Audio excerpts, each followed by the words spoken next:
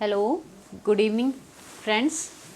सबसे पहले आज हम डिस्कस करेंगे एलटी का सिलेबस, क्योंकि हमें पता होना चाहिए कि एलटी के सिलेबस में क्या पूछा गया है।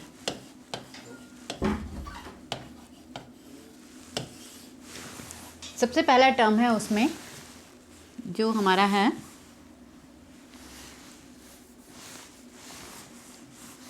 वो है आपका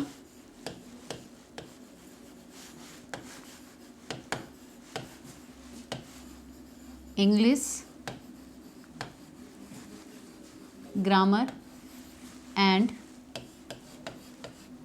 इट्स यूजेस। दूसरा पॉइंट जो उन्होंने दिया है वो दिया है उन्होंने आपका drama. The another term is English pros. इसके बाद उन्होंने टर्म दी है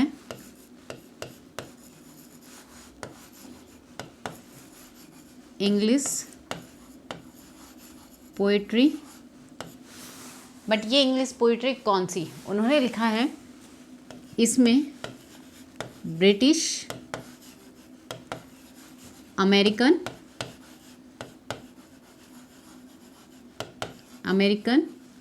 एंड इंडियन। और टाइम पीरियड जो इन्होंने दिया है ब्रिटिश पोइट्री का, इन्होंने कहा है कि ये टाइम पीरियड होगा आपका 18th सेंचुरी से स्टार्ट होके आपका ये है टिल 20th सेंचुरी।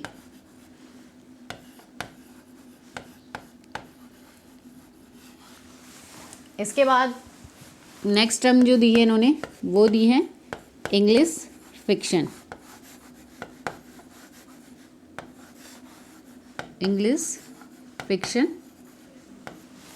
ठीक है। उसके बाद इंग्लिश शॉर्ट स्टोरीज। इससे पहले भी एक टर्म है जिसका नाम है इंग्लिश इंडियन फिक्शन।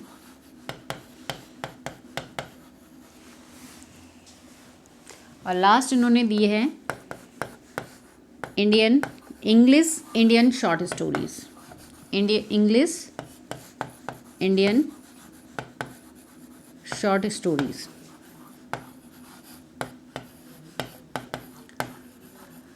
ये जो सिलेबस है आपका,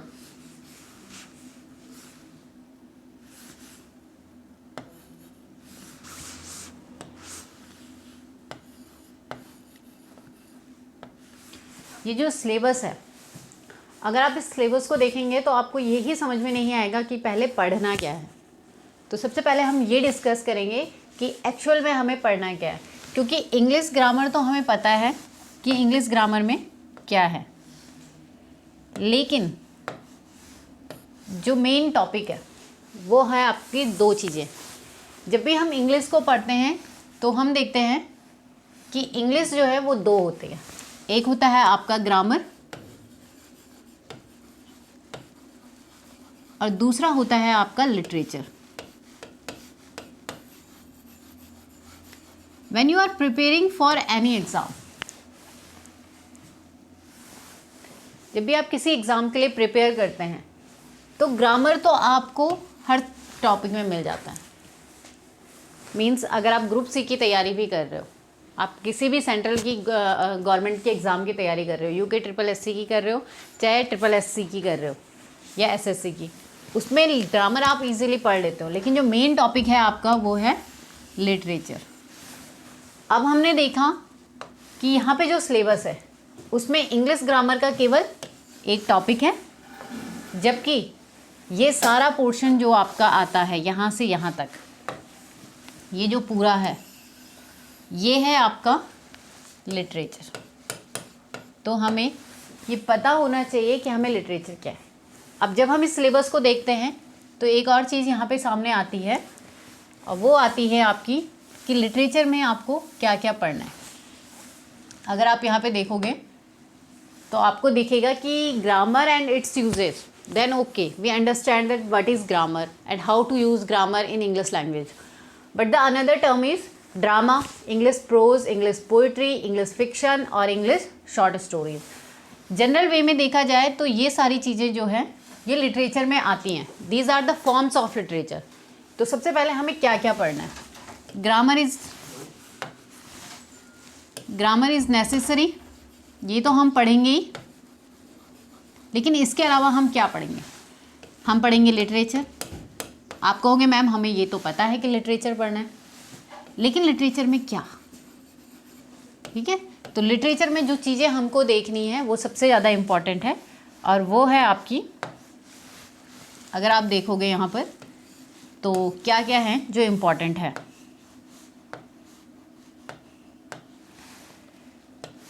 वो देख लेते हैं. पहला टर्म है आपका कि ग्रामर में आपको फॉर्म्स ऑफ लिटरेचर पता होनी चाहिए कि कौन सी फॉर्म्स होती हैं लिटरेचर में. अगर देखा जाए तो लिटरेचर में बहुत सारी फॉर्म्स है. ठीक है, मेन फॉर्म होती है प्रोज, पोइट्री, ड्रामा. लेकिन यहाँ आप देख रहे हो फिक्शन भी है. लेकिन इन फॉर्म्स के अंदर भी अलग अलग पैटर्न्स होते हैं. अगर पोइट्री देखें तो पोइट्री के अंदर भी आपकी 3-4 यूनिट्स आ जाती हैं. जैसे कि पोइट्री में बैलेड्स क्या होता है, ओड्स क्या होता है, एलेजी किसके लिए लिखते हैं. ठीक है, एलेजी कौन सी पास्टरल एलेजी होती है. इसके अलावा ओड्स, पेट्रार्चियन ओड में क्या होता है, होरेशियन ओड्स में क्या है. फिर इसके अंदर पोइट्री के अंदर राइम स्कीम क्या है, स्टैंजास क्या होते हैं.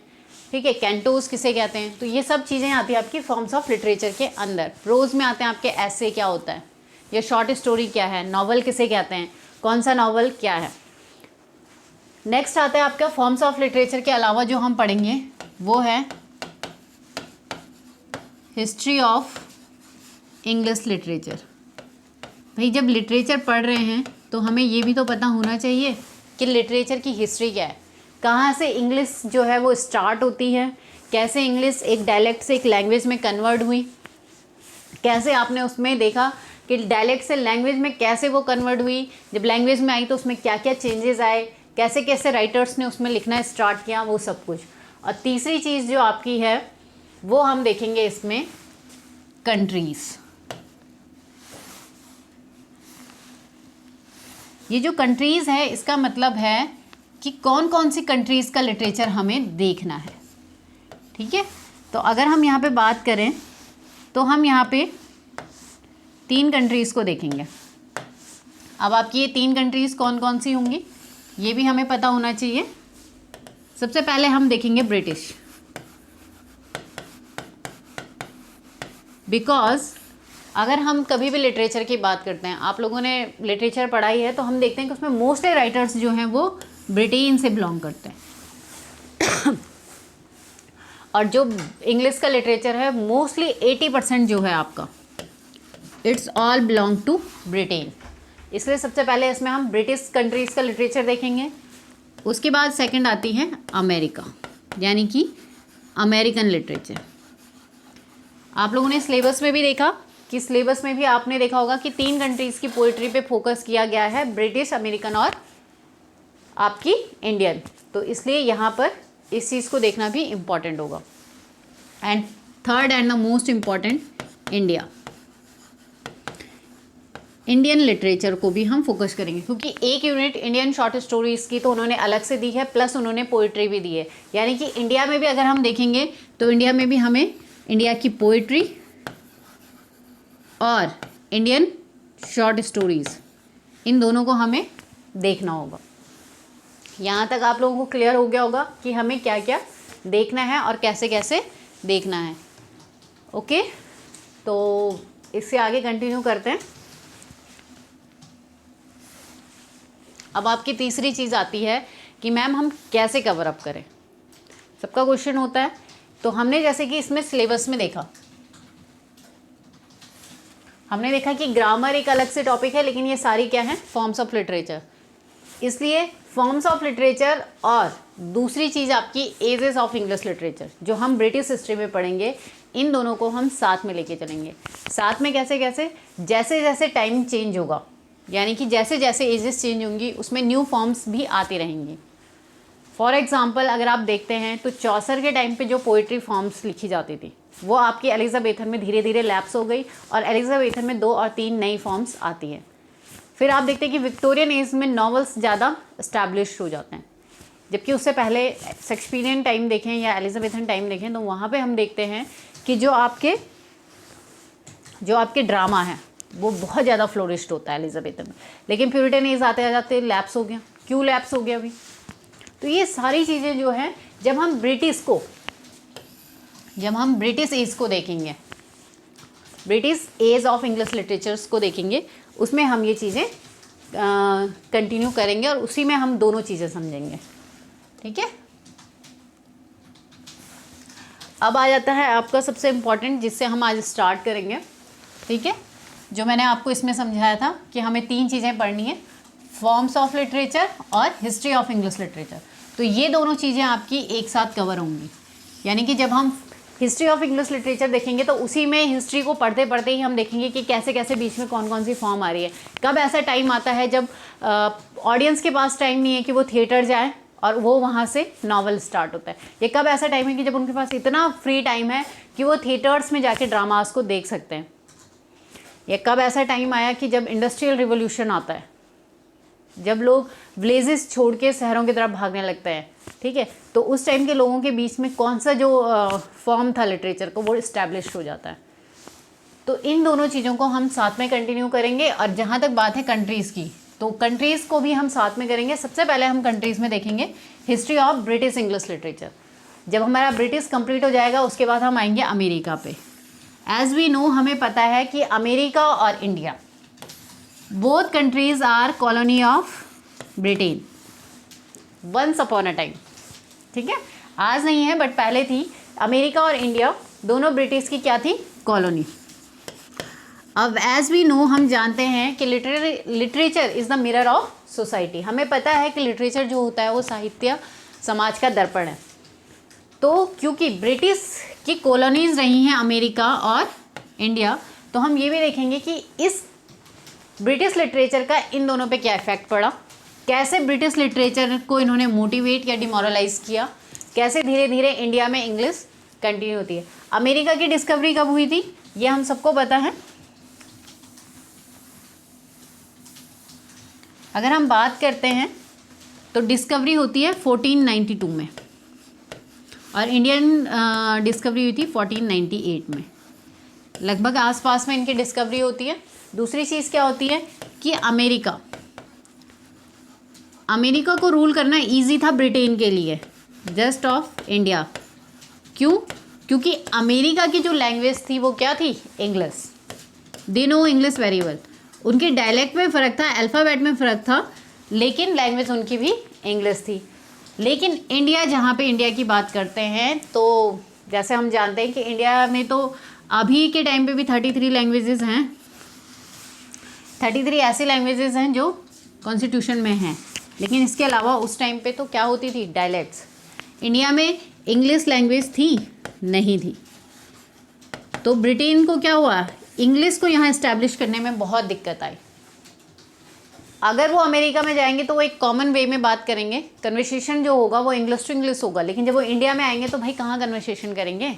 इंडिया में तो अगर वो ईस्ट में जाते हैं तो वहाँ बंगाली भी सुनने को मिल जाएगी, असमिया भी सुनने को मिल जाएंगी। नॉर्थ में जाएंगे तो नॉर्थ में अलग लैंग्वेजेस, डायलेक्ट्स मिलेंगी। अगर वो इस साइड जाते हैं गुजरात की तरफ तो वहाँ तो गुजराती और मराठी दोनों सुनने को मिलेगी। और अगर साउथ में जाएंगे तो साउथ में उन्हें तमिल, तेलुगु, मलयालम, ये सारी डायलेक्ट सुनने को मिलेंगी। तो इसलिए इंडिया को रूल करने के लिए सबसे ज़्यादा पहली नेसेसरी क्या थी कि वो यहाँ पे इंग्लिश को डेवलप करें। और इसमें जो इम्पोर्टेंट रोल प्ले किया था वो क्या था?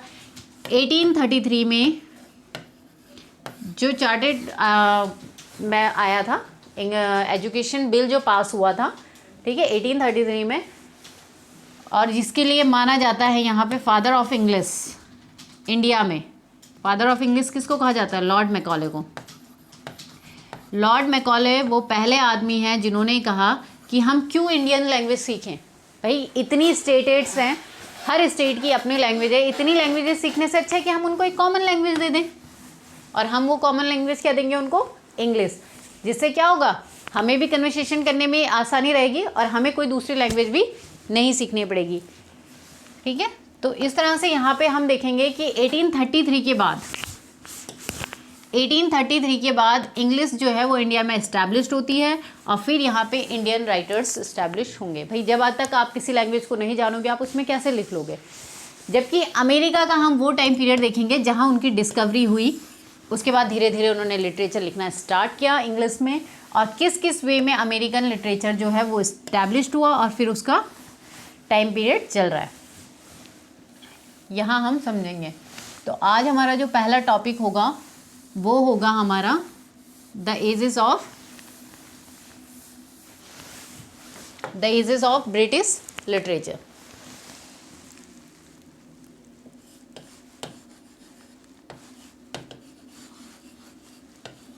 The ages of British literature.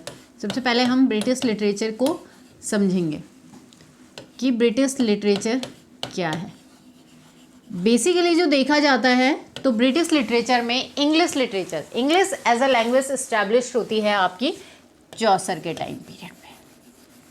Chaucer is known as the father of English language in Britain. Okay, Chaucer के टाइम पीरियड में, इससे पहले इंग्लिश एक डायलेक्ट हुआ करती थी।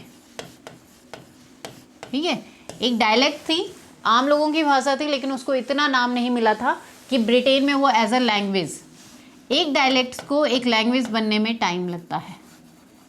कई डायलेक्ट्स ऐसी हैं जो कभी लैंग्वेज बनती ही नहीं, वो डायलेक्ट ही बन के रह जाती हैं, और कई डायलेक्ट्स ऐसी हैं जिसमें क्या है, उन्हें लैंग्वेज का दर्जा मिल जाता है कॉन्स्टिट्यूशन में। तो देखो, जब हम इंग्लिश की बात करते हैं तो हमें तो लगता है कि बस ब्रिटेन वाले पैदा होते ही इंग्लिश बोलते हैं, वो उनकी मदर टंग है, वो बोल सकता है। ठीक है, अगर हम यहाँ पे देखें तो हम देखते हैं कि इंग्लिश जो थी वो पहले एक डायलेक्ट हुआ करती थी ब्रिटेन में। पहले जो है, जो पहले का टाइम पीरियड है, ब्रिटिश लिटरेचर को भी 3 भागों में डिवाइड किया गया है, ओल्ड, मिडिएवल एंड मॉडर्न।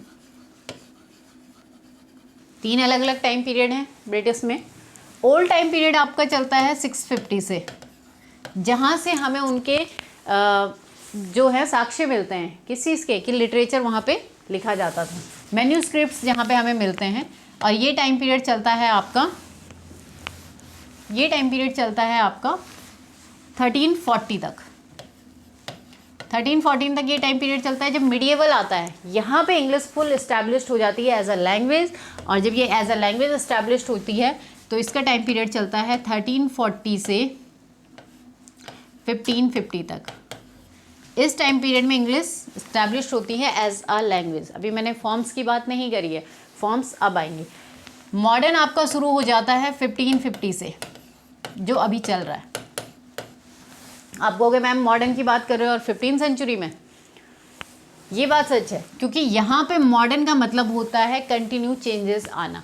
यहाँ से दिखता है लिटरेचर में चेंज कैसे आते हैं, कैसे नई नई फॉर्म इस्टेब्लिश्ड होती हैं, कैसे यहाँ पे लिटरेचर जो है वो अपनी सोसाइटी के अकॉर्डिंग जो है, लोगों के इंटरेस्ट के अकॉर्डिंग जो है वो फॉर्म्स चेंज होते हैं। ठीक है, अब हम यहाँ पे बात कर रहे थे कि चौसर के टाइम पे जो थी डायलेक्ट थी। अब क्या होता है कि ओल्ड इंग्लिश टाइम पीरियड में इंग्लिश में लोग लिखते तो थे, बट वो इतना ज़्यादा फेमस या इतना अच्छा कोई वर्क नहीं लिखा था किसी ने इंग्लिश में कि उसे डायलेक्ट से लैंग्वेज में माना जाए। जब चौसर आते हैं, अगर पता हो तो चौसर जो थे फादर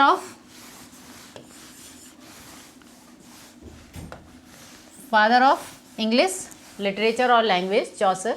जब चौसर आते हैं तो चौसर का टाइम पीरियड है आपका 1340 to 1400।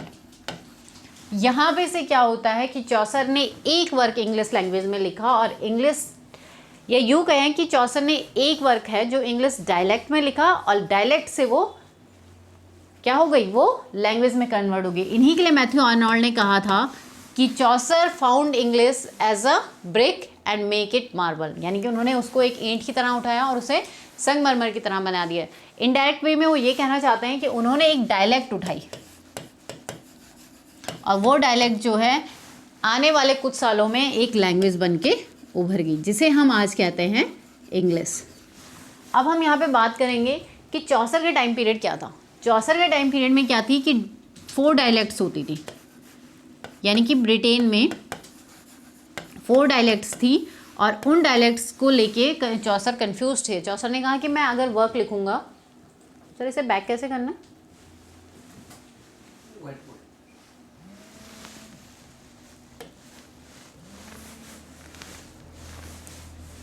नहीं कर रहे हैं। अब हम जब चौसर की बात करते हैं तो हम देखते हैं कि वहाँ पे क्या थी, 4 डायलेक्ट्स थी। तो चौसर कंफ्यूज थे कि वो कौन सी डायलेक्ट को चूज़ करें अपना वर्क लिखने के लिए। तो इन्होंने एक डायलेक्ट चूज़ करी, उस डायलेक्ट का नाम था ईस्ट मिडलैंड डायलेक्ट। ये जो आपकी ईस्ट मिडलैंड डायलेक्ट है, इसमें इन्होंने एक वर्क लिखा।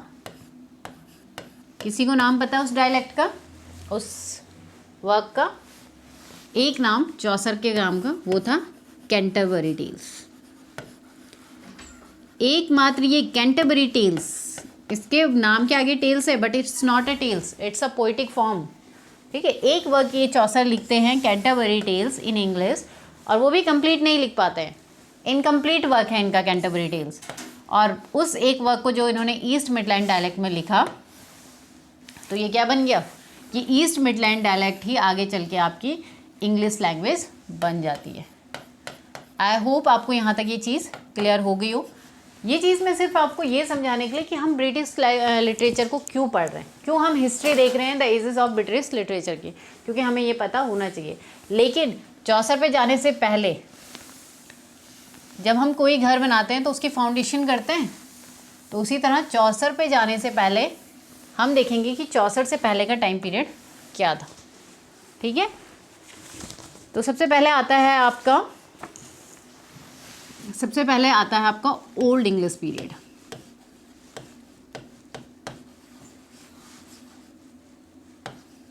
Old English period,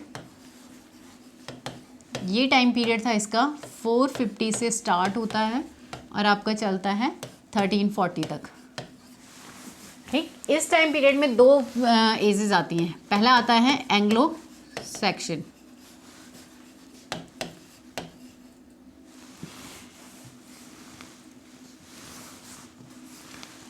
Anglo Saxon में क्या था,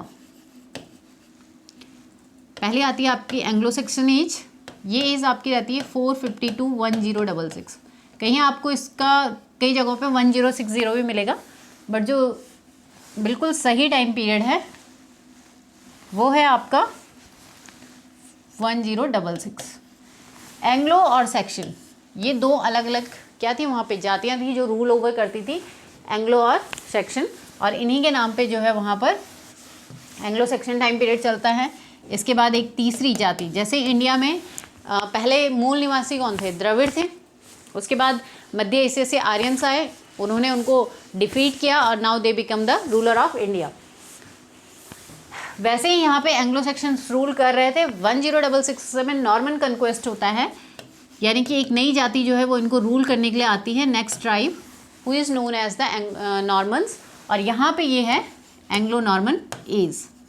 नॉर्मन कन्क्वेस्ट होता है आपका 1066 में, यानी कि अ फाइट और a battle between sections and Normans, यानी कि जो सेक्सन्स थे उनकी और नॉर्मन्स की फाइट बैटल होता है, और वो जो होता है वो होता है 1066 में, जिसमें ये नॉर्मन जो हैं वो विनर होते हैं, और यहाँ से एक न्यू रूल ओवर बनता है जिसको बोलते हैं हम एंग्लो नॉर्मन एज। ये टाइम पीरियड चलता है 1066 से 1340 तक। यहाँ पे ये कंप्लीट होता है आपका old English period. Okay, next आता है आपका वो आता है आपका medieval English period. Medieval English period वो टाइम पीरियड है जहाँ पे इंग्लिश जो है वो डेवलप्ड होती है। सबसे पहले फादर कौन है इंग्लिश के, चौसर। इंडिया में तो मैकॉले हैं, लेकिन ब्रिटेन में जिन्होंने इंग्लिश को as a language form up किया, एक डायलेक्ट को फॉर्म में कन्वर्ट किया, तो उनके टाइम पीरियड से स्टार्ट होता है द एज ऑफ चौसर। यहाँ पे आपको फॉर्म्स ज़्यादा देखने के लिए नहीं मिलेगी, क्योंकि चौसर एकमात्र ऐसे राइटर थे जो लिखते तो थे बट इन्होंने भी अदर्स लैंग्वेज में लिखा है। इंग्लिश में इनका केवल एकमात्र वर्क है। 1340 to 1400 the age of Chaucer. 1340 में चौसर का जन्म होता है और 1400 में इनकी डेथ हो जाती है, और इन्हीं की लाइफ स्पैन पे पूरा का पूरा द एज ऑफ चौसर टिका हुआ है। इनके अलावा, चौसर के अलावा 2-3 राइटर्स और आते हैं जो लिखते हैं और बहुत अच्छा नहीं लिखते हैं, बट फिर भी कोशिश करते हैं इंग्लिश में लिखने की। इसके बाद का टाइम पीरियड एक ऐसा टाइम पीरियड था जहाँ पे राइटर्स तो आते हैं लेकिन सब चौसर को कॉपी कर रहे थे, चौसर के कैंटरबरी टेल को या चौसर के किसी वर्क को। उस टाइम पे कुछ भी ऐसा प्रोडक्टिव नहीं आता है जिसको लिटरेचर में पढ़ा जाए, इसलिए उस टाइम पीरियड को कहते हैं the age of darkness. Okay, the age of darkness आपका लगभग 150 ईयर तक रहता है, 1550 तक।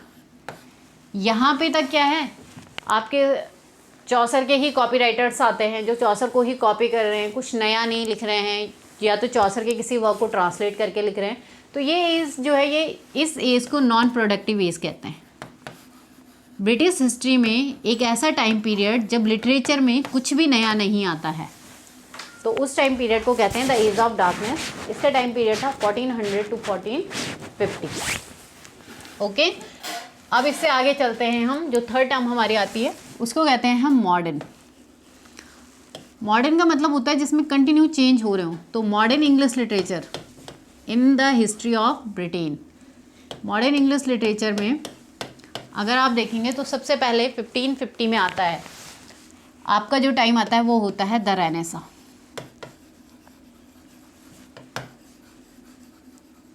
रेनेसा टाइम पीरियड आपका चलता है 1550 से 1660 तक, 110 साल का। रेनेसा कब आता है? 1551 में एक वर्क होता है जो ट्रांसलेट होता है इंग्लिश में, उसका नाम था उटोपिया। उटोपिया के ट्रांसलेट होते ही आप ये लगा लीजिए कि ब्रिटेन में लिटरेचर को लेके लोगों का इंटरेस्ट जो है वो जाग जाता है। मतलब अभी तक जो 150 सालों से लोग लिटरेचर की तरफ नोटिस नहीं कर रहे थे, लिख नहीं रहे थे, एक उटोपिया को पढ़ने के बाद उनको लगता है कि नाउ इट्स। दूसरी चीज़ यहाँ पे आती है क्वीन एलिजाबेथ, जिसको हम कहते हैं द एलिजाबेथन एज। इसी को एज ऑफ शेक्सपियर भी कहते हैं। तो एलिजाबेथन एज के टाइम पीरियड में क्या होता है? एलिजाबेथन एज जो है 1558 से स्टार्ट होती है और ये चलती है आपके 1625 तक। 1558 to 1625 the Elizabethan age. Queen Elizabeth ये क्या करती है? अभी तक जितने भी रूलर्स थे वो अपनी रूल कंट्री को देख रहे थे, लेकिन क्वीन एलिजाबेथ ऐसी थी जिन्होंने कंट्री को तो देखा ही देखा, बट इन्होंने कंट्री के साथ लिटरेचर को भी देखा। इन्होंने मोटिवेट किया उन राइटर्स को या उन बिगिनर्स को जो लिटरेचर में लिखना चाह रहे थे। इसी एज को शेक्सपियरियन एज कहते हैं। इनके टाइम पीरियड में बहुत से नए राइटर आते हैं और बहुत से ऐसे राइटर्स आते हैं जिनके लिए आप कह सकते हैं कि लिटरेचर को एक नई डेफिनेशन जिन्होंने दी।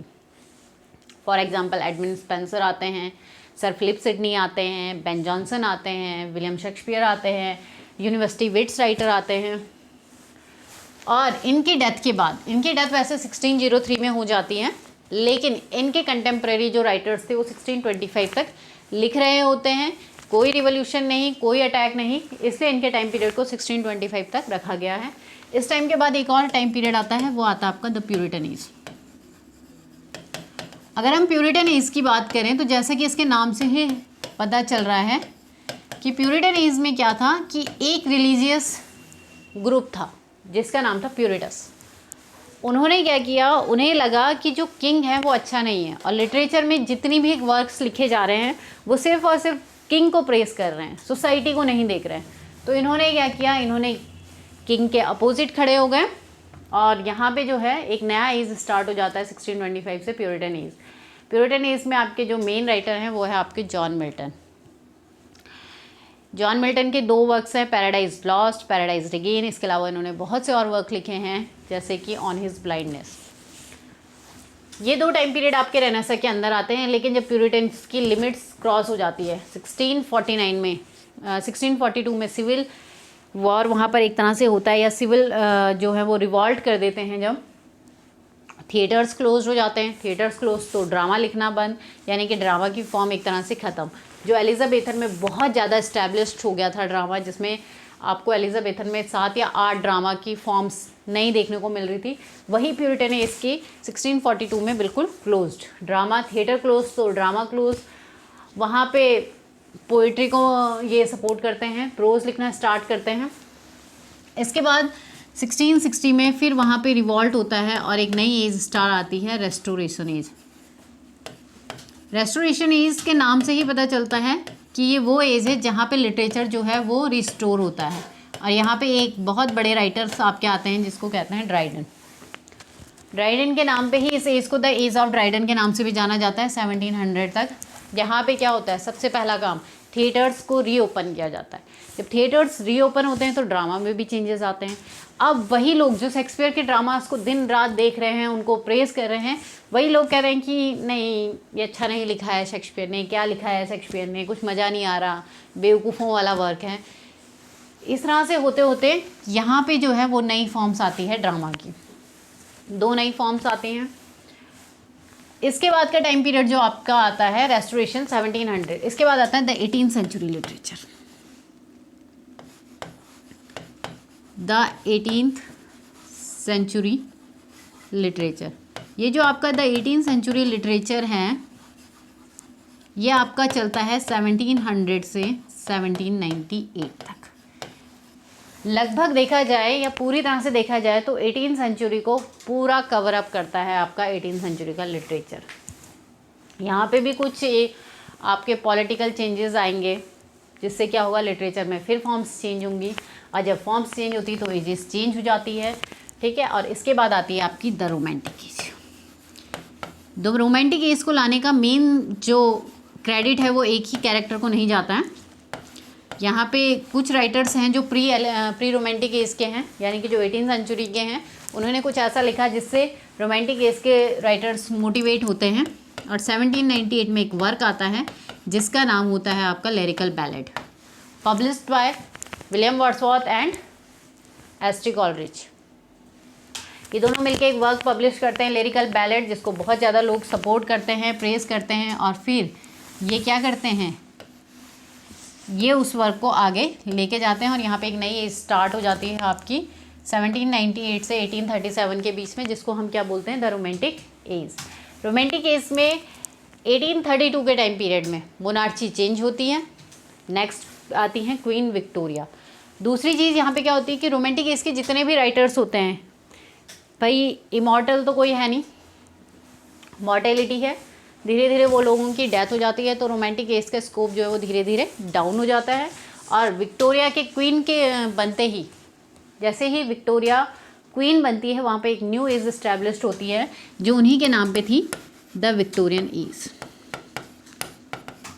विक्टोरियन एज जो थी, इसका टाइम पीरियड जो चलता है आपका, वो चलता है 1837 से 1901 तक।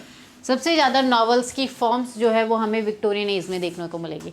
जबकि हम देखेंगे कि जो नॉवल के बारे में हम बात कर रहे हैं वो एलिजाबेथन एज से स्टार्ट हो गई थी, यानी कि जो एलिजाबेथन राइटर्स हैं, यूनिवर्सिटी विट्स राइटर, उन्होंने भी नॉवेल्स लिखे हैं, 1 या 2 नॉवल लिखे हैं बट लिखे।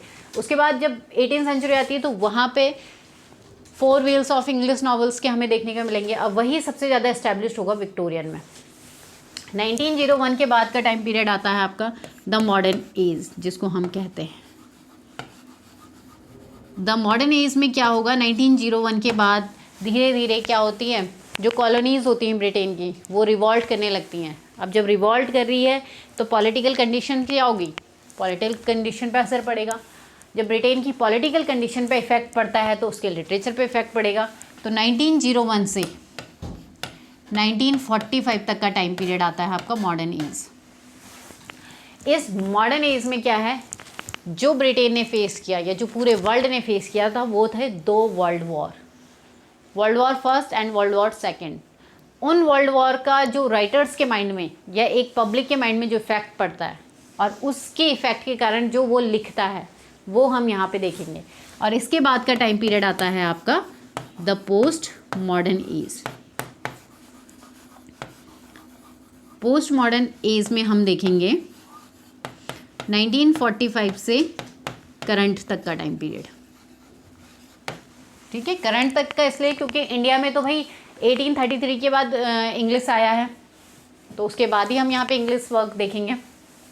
तो ये है आपका पूरा सिलेबस, प्लस सबसे पहले जो देखा हमने आपका सिलेबस क्या है, उस सिलेबस में दो चीज़ें आइडेंटिफाई होती है, एक ग्रामर एक लिटरेचर। लिटरेचर में भी उन्होंने क्या दी है, फॉर्म्स दी हैं। उसके बाद हमने देखा the age of British literature, ठीक है। तो ये आपका है, आप चाहो तो इस वीडियो को थोड़ी देर के लिए पॉज करके ये सब कुछ अपने नोटबुक में लिख सकते हैं। इसके आगे का हम आगे कल कंटिन्यू करेंगे। Okay, thank you.